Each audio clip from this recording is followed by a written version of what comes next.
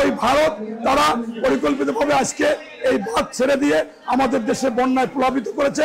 আপনারা দেখেছেন ইতিমধ্যে রাঙ্গামাটি, খাগড়াছড়ি, চট্টগ্রাম এবং এই নোয়াখালীগুলোতে ছিল।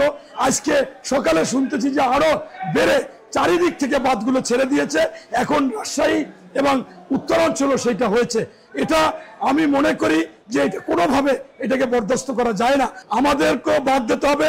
যদি বাঁধ কখনো যেন না ছাড়তে পারে, বাঁধ ছাড়লে বা কখনো পানি দিলে তখন আমাদেরকে তাদের সাথে আলাপ আলোচনা করে, আপনারা দেখেছেন খরা মৌসুমে আমরা যখন পানির জন্য দিশেহারা তখন তারা জাহাজ চালায় তাদের দেশে এই পানি আটকিয়ে রেখে। অথচ আমরা আবার যখন আমাদের পানি হয়, বৃষ্টি হয়, তখন প্লাবিত করে আমাদেরকে বন্যায় সবকিছু শেষ করে দেয়। যে সমস্ত জায়গায় প্লাবিত হচ্ছে সেখানে কিন্তু হিন্দুদের বাড়ি আছে, সেখানে কিন্তু হিন্দুদের মন্দির আছে, হিন্দুদের ঘর বাড়ি আছে। এই যে বিষয়গুলো, এগুলো কিন্তু কখনো সুশীল সমাজ, আওয়ামী লীগপন্থী বা যারা সাংবাদিক, হলুদ সাংবাদিক, সেগুলো কিন্তু বলে না। কারণ ভারত ইতিমধ্যে আগেও করেছে। শুধুমাত্র এই ভারত আমাদেরকে নিষ্পেষিত করবে, আমাদেরকে মারবে, ধরবে, গুলি করবে, আমরা টাটু শব্দ করতে পারবো না। এইটার জন্যই এই তাদেরকে পাঁচাটা এই শেখ হাসিনাকে এতদিন ক্ষমতায় রেখেছে। আপনারা জানেন যে এই বাংলাদেশের পার্শ্ববর্তী দেশ ভারত কখনো আমাদের বন্ধুত্ব সম্পর্ক রাখে না। তারা যে সম্পর্কটা রাখে সেটা অত্যন্ত দুঃখজনক। তাদের সুবিধার জন্য যা কিছু করার দরকার সেইটাই তারা করে। আজকে যখন খরা থাকে তখন তারা আমাদেরকে বাঁধ আটকিয়ে রেখে আমাদেরকে নিষ্পেষিত করে, আমরা যাতে পানি না পাই, চাষাবাদ না করতে পারি। সেইটা আবার যখন বন্যা হয় তারা সেই সময় তাদের যাতে কোনো ক্ষতি না হয় তারা বাঁধ ছেড়ে দেয়।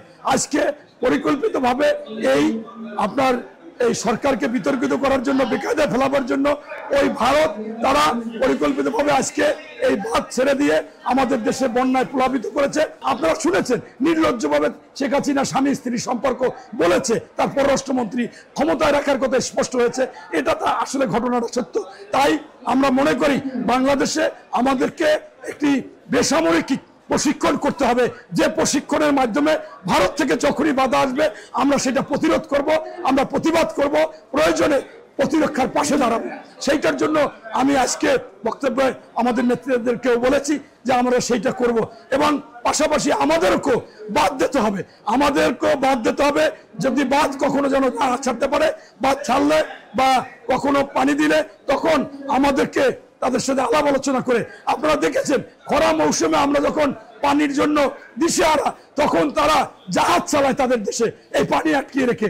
অথচ আমরা আবার যখন আমাদের পানি হয়, বৃষ্টি হয়, তখন প্লাবিত করে আমাদেরকে বন্যায় সবকিছু শেষ করে দেয়। পাশাপাশি আপনার মাধ্যমে আমি বলতে চাচ্ছি, আজকে যে সমস্ত জায়গায় প্লাবিত হচ্ছে সেখানে কিন্তু হিন্দুদের বাড়ি আছে, সেখানে কিন্তু হিন্দুদের মন্দির আছে, হিন্দুদের ঘর বাড়ি আছে। এই যে বিষয়গুলো, এগুলো কিন্তু কখনো সুশীল সমাজ, আওয়ামী লীগপন্থী বা যারা সাংবাদিক, হলুদ সাংবাদিক, সেগুলো কিন্তু বলে না। তাই আমি বলবো যে এটাকে স্পষ্ট করতে হবে। পাশাপাশি আপনাকে মাধ্যমে এই সরকারদেরকে বলবো যে আপনারা যদি এই অন্তর্বর্তীকালীন সরকার, যে আপনারা যদি সুষ্ঠুভাবে, ন্যায়সঙ্গতভাবে ভালো একটি দেশ গঠন করতে চান, তাহলে আওয়ামী লীগের কাছে অবৈধ সম্পদ টপ টু বটম। তাই তৃণমূল থেকে আপনার প্রত্যেককে তাদের অবৈধ সম্পদ তাদের গ্রেপ্তার করে আইনের আওতায় আনতে হবে।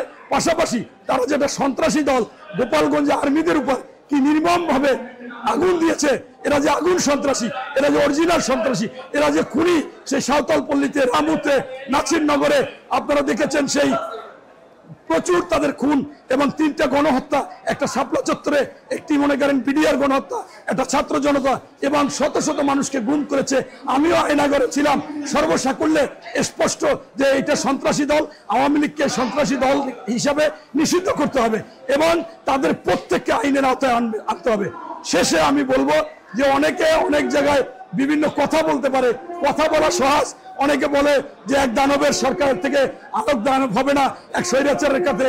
কোথায় কি বাংলাদেশের স্বাধীনতার ঘোষক এবং যিনি অল্প দিনে বাংলাদেশের প্রত্যেকটা অঞ্চলে জায়গা করে নিয়েছে, সেক্টর কমান্ডার, জীবিত মুক্তিযোদ্ধাদের মধ্যে শ্রেষ্ঠ বীর মুক্তিযোদ্ধা, বীর উত্তম খেতাব পেয়েছেন সেই শহীদ প্রেসিডেন্ট জিয়াউর রহমান। এরপর বেগম খালেদা জিয়া, গণতন্ত্রের মা, তিনি দেশের জন্য কি না করেছে, মুক্তিযোদ্ধা মন্ত্রণালয় করেছে, মহিলা মন্ত্রণালয় করেছে, প্রথম মুক্তিযোদ্ধার জন্য ভাতা প্রদান করেছে। এই মা, তুমি মাদার অফ ডেমোক্রেসি, গণতন্ত্রের মা। আমি বলবো যে আজকে এই যে গণহত্যা হয়েছে এই ছাত্র জনতা, সেখানে কিন্তু আমাদের ছাত্র দলের নিহত হয়েছে এ পর্যন্ত 198 জন। আমাদের মহাসচিব মহোদয় পঙ্গু হাসপাতালে গিয়েছিল, 102 জন পঙ্গুতে আছে, তার মধ্যে 90 জন আমাদের বিএনপি বা ছাত্র দলের। তাই আমরা নিজেরাও মাথা পট্টি দিয়ে কেউ না বুঝে পাকা চুল ঢেকে আমাদের ছেলেদেরকে নিয়ে আন্দোলন সংগ্রামে গিয়েছিলাম এবং সেখানে আন্দোলন করেছি। তাই আমি বলতে চাচ্ছি, বাংলাদেশে বিএনপি একটা বৃহৎ দল এবং জনগণের দল, জনগণের আকাঙ্ক্ষার দল, বারবার প্রমাণ করেছে এবং সেই জন্য আপনাদের এটাকে এগিয়ে আসতে হবে। আপনারা তারেক রহমানের হাওয়া ভবন বলেন, আমি মনে করি হাওয়া ভবন ছিল একটি প্রশিক্ষণ কেন্দ্র। আমিও সেখানে একজন শিক্ষার্থী, প্রতিদিন সকাল থেকে বিভিন্ন জেলায়, উপজেলায়, গ্রামে, প্রত্যন্ত অঞ্চলে তারেক রহমান চলে যেতেন।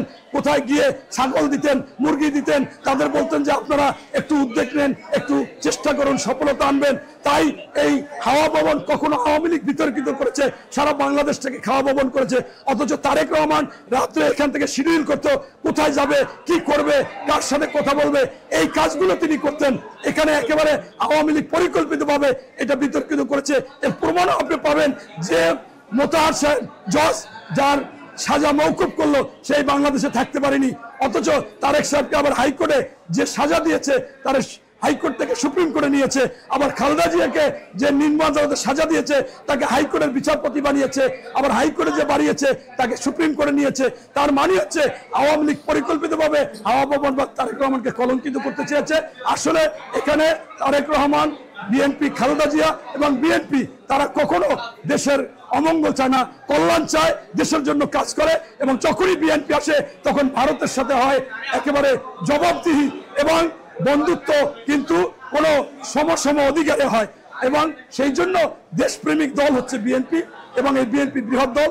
আপনাদের যারা উপদেষ্টা আছেন তাদেরকে বলবো, আসুন আপনাদের কার্যক্রম করে স্বাভাবিক একটা নির্বাচন দিয়ে আপনারা আসুন, যে এই মানে যথাযথ নির্বাচন দিয়ে একটি গণতান্ত্রিক সরকার হোক, ভোট অধিকার হোক।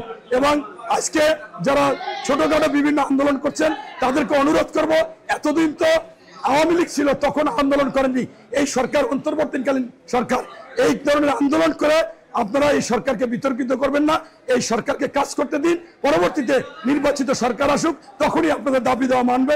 এবং এই সরকার যদি কিছুদিন বেশি হয়, তারা যদি পারে করবে, কিন্তু আন্দোলনকে থেকে সরে যান, এই সমস্ত আন্দোলন চলবে না। এবং সর্বশেষ আমি আগে আপনাদেরকে বলেছি, আমার এই ভাই নতুন আমার সাক্ষাৎকার নিয়েছে, আজকে এই আওয়ামী লীগের কাছে অগাধ টাকা থাকার কারণে তারা পরিকল্পিতভাবে বিভিন্ন সময় বিভিন্ন আন্দোলন করবে। তার মধ্যে আপনারা প্রমাণ পেয়েছেন শাহবাগে হিন্দুদের দিয়ে আন্দোলন। আমি ওই সনাতন ধর্মদের জিজ্ঞাসা করতে চাই, ভাইরা যখন বিশ্বজিৎকে কুপিয়ে কুপিয়ে হত্যা করেছিল নির্মমভাবে, ও বলেছিল আমি শিবির না, আমি হিন্দু, আমি কাপড় খুলে দেখাই, তারপরও শেষ রক্ষা তার হয়নি। সেই কথা কি ভুলে গেছেন? সেই দিনই হাসান মাহমুদ বলেছিল যে নিহত হয়েছে সে শিবিরের জঙ্গি এবং তার বাবা জামাতের সদস্য। পাশাপাশি আপনারা শাহবাগে বসে বলেন আমাদের 40 বছরের বাড়ি ভেঙে দিয়েছে, বাড়ি কই বলতে পারেন না, আপনার বাড়ি কই মাগুরা, কি হয়েছে, আমাদের বাড়িঘর পুড়িয়ে দিয়েছে, থানা কোনটা বলতে পারেন না। অর্থাৎ এগুলো পরিকল্পিত। এমনকি বর্ডারের পাশে যারা জড়ো হয়ে আপনার সেখানে ভারতালারা যে ভিডিও করেন, এই ভিডিও করে দেখায় যে বাংলাদেশে এত অন্যায় অত্যাচার হচ্ছে, জ্বালাই দিচ্ছে, পোড়াই দিচ্ছে, ওরা কারা তার বেড়াই আসতে যাচ্ছে। আপনার প্রমাণ, ওনারা যদি পোড়াই দেয় বাড়িতে, বাড়িঘর ভেঙে বেলায়, ওনার বউ কই, ওনার বাচ্চা কই, ওনার মা বাবা কই, একজন মহিলা কই? আসলে নাই। এটা সম্পূর্ণ হাতে একটা ব্যাগ থাকার কথা ছিল ওই দেশে গেলে, সম্পূর্ণ পরিকল্পিত। ওই আওয়ামী লীগের কাছে টাকা আছে, সেই টাকা দিয়ে এটা করতেছে। সর্বশেষ আমি দাবি করি আওয়ামী লীগের টপ টু বটম গ্রেফতার করে তাদের অবৈধ সম্পদ বাজেয়াপ্ত না করা পর্যন্ত এরা শুধুমাত্র এরকম করতেই থাকবে। এবং আমি আপনার মাধ্যমে সারা দেশে যারা বিএনপি বা বিরোধী দল আছে তাদের কাছে সবিনয় অনুরোধ করব, কোনো সন্ত্রাসী কার্যকলাপ করা যাবে না, কোনো দুর্নীতি করা যাবে না, কোনো জায়গায় দখল করা যাবে না। যদি এরকম কেউ করে তাকে ধরে আইনের আয়তায় আনুন। বরঞ্চ আপনারা এই সময় আওয়ামী লীগের কে দুর্নীতি করেছে, দখল করেছে, তাদের ডকুমেন্ট সহ ওই এলাকার সেনাবাহিনী অথবা থানায় দেন, এই মুহূর্তে মামলা হবে, তাদের বিরুদ্ধে সঠিক বিচার হবে। ধন্যবাদ।